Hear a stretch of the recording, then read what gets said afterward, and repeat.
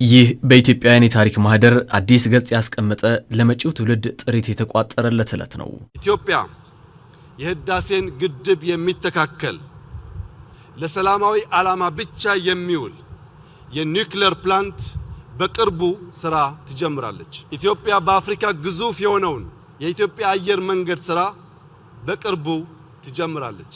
በጥቂት ሳምንታት የመጀመሪያው የጋዝ ፋብሪካ ይመረቃል።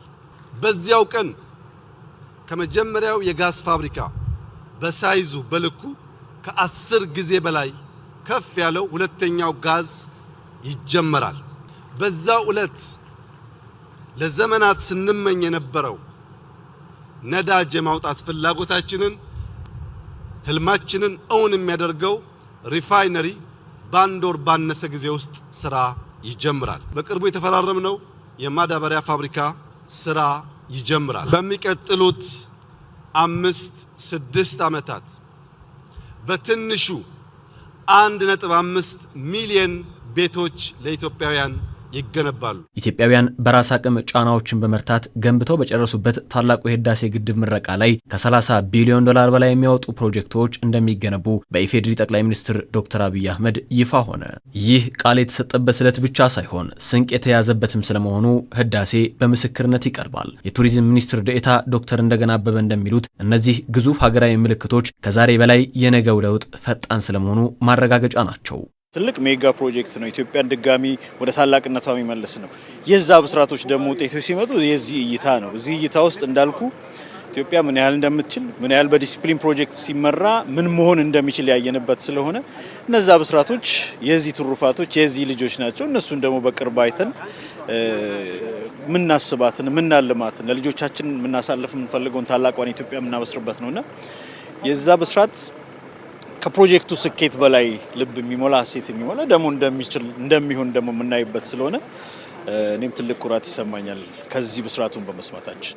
እነዚህ በጉባ ቃል የተገባላቸው ፕሮጀክቶች ሁሉም መሰረት ተጥሎላቸው በታሰበው መንገድ መጓዛቸውን በአጭር ጊዜ መመልከት ደግሞ ሌላኛው አቅም ስለመሆኑ የመንግስት ኮሚኒኬሽን አገልግሎት ይጠቅሳል። ከጋዝ ፕሮጀክት እስከ ነዳጅ ማጣሪያ፣ ከአፈር መዳበሪያ እስከ ዓለም አቀፍ የአየር ማረፊያ ግንባታ ሚሊዮኖችን ተጠቃሚ የሚያደርጉ ቢሊዮን ዶላሮች እንዲንቀሳቀሱ መሰረት ተጥሎላቸዋል። ከኒኩሌር ኃይል ግንባታ ሚሊዮን ቤቶችን እስከ ማምረት ሂደት የነበረውን ፍላጎት መንገዶች ተጠርገውለታል። ህዳሴ ስንት እጥፍ የሆኑ ፕሮጀክቶች ደግሞ ሲታሰቡ ሰው ቅዠት ወይም ደግሞ ዝም ብሎ ምኞት መስለዋል። ግን እንደምናሳካ አሳክተንም አይተነዋል።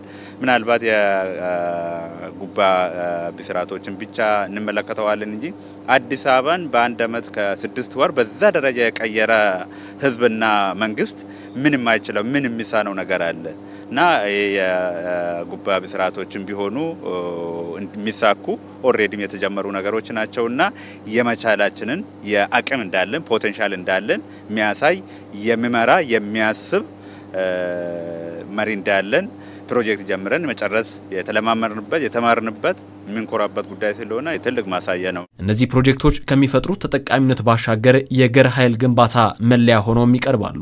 ሜጋ ፕሮጀክቶችን ወደ ስራ የማስገባት የመጀመር ብቻ ሳይሆን የመጨረስ ቁርጠኝነት በመንግስትም ሆነ የግሉ ዘርፍ አርማ ሆኖ ይቀጥላል። እነዚህ የሚኖራቸው አዎንታዊ ተጽዕኖ እና የሚኖራቸው የገር ኃይል ግንባታ ትልቅ ትርጉም ያለው ነው። ወደፊትም በተቋማት አቅም፣ በግለሰቦች አቅም፣ በመንግስት አቅም የሚሰሩ እና በክቡር ጠቅላይ ሚኒስትራችን ሀሳብ አመንጭነት ታቅደውና ወደ ስራ እየገቡ ያሉ ስራዎች ውጤታማነታቸው እያደገ መምጣት የበለጠ የገር ኃይልን እየገነባ እንድንሄድ የበለጠ ተሰሚነታችን እያደገ እንዲሄድ ያደርገናል። ይህ ደግሞ የብሔራዊ ጥቅም ከሚባሉት አላባውያን አንዱ ተሰሚነትና በጎ ተጽዕኖ ፈጣሪነት ስለሆነ እሱን ከመገንባት አንጻር ትልቅ ትርጉም ያለው መጪውን ጊዜ የዋጀ ለትውልድ ሀብት የማፍራት ጉዞ አሁናዊው የትግል ስልት ሆኗል። ከራስ የተሻገረ ፍላጎት ጥሪት የማስቀመጥ መሻቱም በብዝሃ ዘርፍ ታጅቦ እውን እየሆነ ቀጥሏል።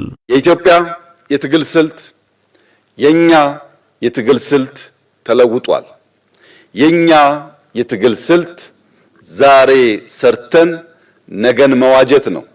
ዛሬ በቅጡ ተክተን ነገን ለልጆቻችን የሰመረ የተሻለ ማድረግ ነው።